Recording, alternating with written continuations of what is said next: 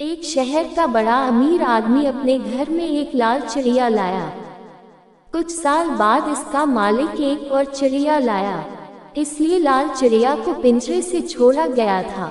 आखिरकार चिड़िया पिंजरे से उड़ गई और जंगल में पहुंच गई। चिड़िया को जंगल का माहौल पसंद आया। वह फूलों और ताज़ा वातावरण में हर दिन विभिन्न प्रकार के मीठा फल खाती थी। इसी तरह वह खुशी के साथ अपना जीवन जी रही थी। एक दिन चिड़िया ने एक बड़े पेड़ के नीचे भैंस को देखा। उसे इस तरह से देखकर चिड़िया को एक शरारती विचार आया कि वह उसे परेशान करके उसे नींद से बाहर जगाना चाहती। चिड़िया पेड़ के ऊपर से बहुत जल्दी नीचे आ गई और एक चोंच के साथ भैंस को भरना शुरू कर दिया। इसलिए भैंस उठा और अपनी आंखें खोली और देखा कि लाल चिड़िया पेड़ के शीर्ष पर चढ़ गई और हंसने लगी। चिड़िया ने जवाब दिया, दोस्त, यह एक मजाक है। भैंस को कोई फर्क नहीं पड़ा। उसने फिर से अपनी आंखें बंद कर ली और सो गई। कुछ मिनटों के बाद चिड़िया फिर से भैंस पर आई और इसे फिर से परेशान करना शुरू कर दिया और तुरंत पेड़ के शीर्ष पर चढ़ गई। भैंस बहुत गुस्से में थी और जोर से चिल्ला रही थी, आप फिर से यहाँ क्यों आए? क्या आपके पास कोई काम है? चिड़िया को इस खेल को खेलने में बहुत मजा आ रहा था। चिड़िया अक्सर तूफान शुरू करने लगी थी, इसलिए भैंस थक गई थी।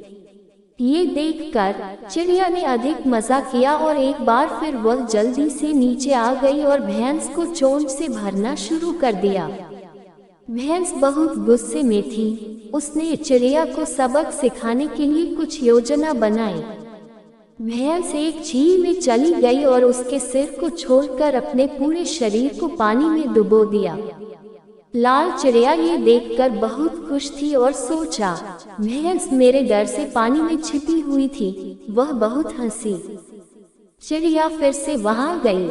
भैंस को पता था कि चिड़िया आएगी, इसलिए उसने चिड़िया को पानी डुबोने की तैयारी की और उसी समय चिड़िया उसके सिर पर बैठ गई और भैंस ने उसका सिर पानी में डुबो दिया, इसलिए चिड़िया पानी में डूबने लगी।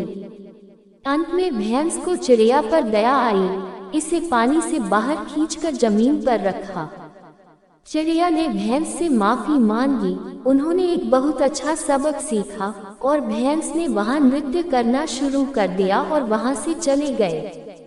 लाल चिड़िया को एक बड़े और छोटे व्यक्ति के बीच अंतर का पता चला।